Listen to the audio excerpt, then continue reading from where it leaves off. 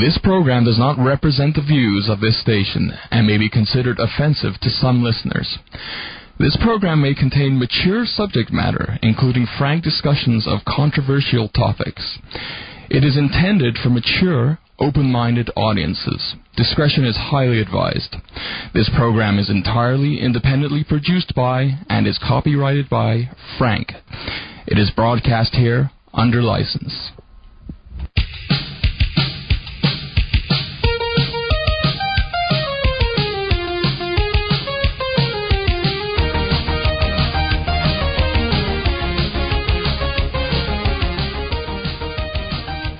You're listening to Frank Talks Pleasures and Lifestyles, and I'm Frank because I have to be. In studio today, we have a gentleman that goes by the name of Player Supreme. You can visit his website at www.theplayersupremeshow.com. Player Supreme, how you doing? I'm doing fine, Frank, and thank you for having me in your studio tonight. It's great. Actually, the pleasure is mine. You've got an amazing story to tell, so why don't we go right into it? Let me start off by the first question. Where were you born? And tell me about some elements of your upbringing that eventually led you to becoming an instructor in the world of love. Certainly. I was born in Seattle, Washington, up close to the Canadian border there, on a small little Army air base up there. And my father was a player all of his life. So I had an example of my father to look to for the player game. But as a kid, he didn't teach me any of that game. I recall one day asking him, how can I get a girl in bed, Dad? And he just said, go up and talk to him. So back in the 70s, I started reading books. The first book out in the market was called How to Pick Up Girls by Eric Weber. And I read that book, and his advice was really good. I used to go up to this new invention in marketing called a shopping mall that came out back in the 70s. And I would go out there and I'd practice meeting girls. Then you came out with the phonograph, and I listened to that, and I would practice. And I started practicing all through my high school, but I was still incredibly shy. In fact, as I was telling you a few moments ago, I didn't go to my senior prom because I couldn't ask this one girl I wanted to ask to go to the senior prom until the day of the prom, and she was already busy. So I had one mishap after another. I ended up in college. I was practicing in the library because I always liked the smarter girls. And I went to a girl there in the library, and I asked her what her name was, and I got a date with her. And she ended up being a female player. She quit taking her birth control pills and got pregnant, so I had to get married. So I went out of the game for about 7 years, and I finally couldn't take it anymore, and I left my family and jumped back into the game. Now, that is something that is so common.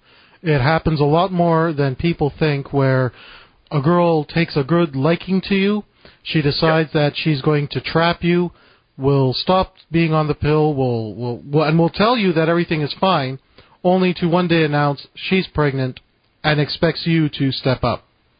Exactly. Back in the 70s, that's what we did. If you got a girl pregnant, you married her. So I ended up being married and hating every second of my life. I was a manager at the phone company. I hated every second of that job. I eventually decided to seek out my passions and my purpose in life, and started my own personal training business, and I jumped back into the game, started meeting girls and stuff.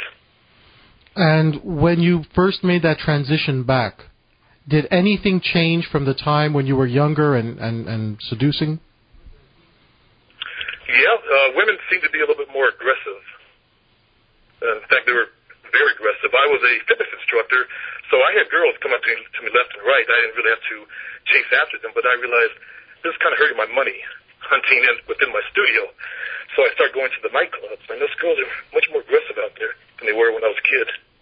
And how did you use that to your advantage, if at all? Well, I would go with the flow, and I would seduce them into coming home with me for the night, and I chopped up over 100 ladies before I said, enough is enough. That occurred over the age of 27 through my early 40s. Then, during that time period, also, I had different girlfriends. I always had a girlfriend that I would call my bottom girl, and then I had a bunch of girls on the side. And in my middle 30s, I was dating a young girl for about 8 years, and she decided to break up. She decided I was too old for her, and I agreed with her. And but you dated kind of a dramatic breakup. But you dated for 8 years. Yeah. So you were I together. actually dated her for 8 years. And then she says, one day she turns around and says, you're too old for her. Her friends were talking to her, saying, hey, this guy's too old for you. He's a player. And she also had found out some things I've been doing, and that just kind of severed the ties right there. All right. I kind of jumped back into the game during that time period because I had a guy come into my life that wanted to learn how to meet women. So I got really deep into it. I started reading more books on it and educating myself as I taught him. As I learned, I taught him, and I learned and teach him some more. In this new development where you went back into it and you started reading more and studying more, any particular names or products that you gravitate towards? Yeah, I've read just about everything out there, from David D. to Ross Jeffries. I read David D.'s first book, Double Your Dating. Let's see, High Status Male, Ross Jeffries. He had a book out that was in the bookstore. I've read How to Be the Jerk that Women Love. I've read so many books on seduction. It's not even funny. These are just e-books, and I've read hardbound copy books like The Art of Seduction by Robert Greene and all that other stuff. So you've gone through and you've studied all the main staples that are out there. Yeah, I've studied all the stuff, or most of the stuff that's out there. I got to ask you a personal question. If you don't want to answer it, that's fine. I'm kind of curious about your current relationship with your kid. That is one of my areas that I had neglected during my player days, and then I picked it back up. I realized I was becoming like my father, and I jumped back into the relationship. Back when I was running around, if you look at your life like a pie, you have only so much energy. You know, if you're seeing, like I was seeing 8 or 10 girls, so 8 or 10 pieces of the pie was gone. Then I had my business I was doing, so another piece of the pie. And I only had so much of the pie left over for my kids. So I realized that my kids were more important to me, so I started shortchanging the girls I was seeing in order to see my kids. So my relationship now with my kids is really good. They come to my house all the time. I have 4 sons, from 30 all the way down to 21. In fact, I interviewed one of my sons on my show one day because he had told me he was using MySpace to do his hunting. And I'd never talked to him about anything in the game, and I was surprised that the game came so naturally to him. You think it's genetics then? You think it's all in the genes? You know, I've heard that theory so many times from the pimp Rosebud to other people. They say it's got to be 65% in you. And I think part of it, to be a player, has to be in you. You have to be a person that has no trouble sticking around, seeing other women. You know, your morals have to be a little bit on the unethical side. I want to talk again about some of the people that you're helping out in your consulting. If you meet up with a guy, maybe a young guy, he wants to be a player, he wants to live the player lifestyle, and he might actually already have at least one kid, what's the first thing you would tell him?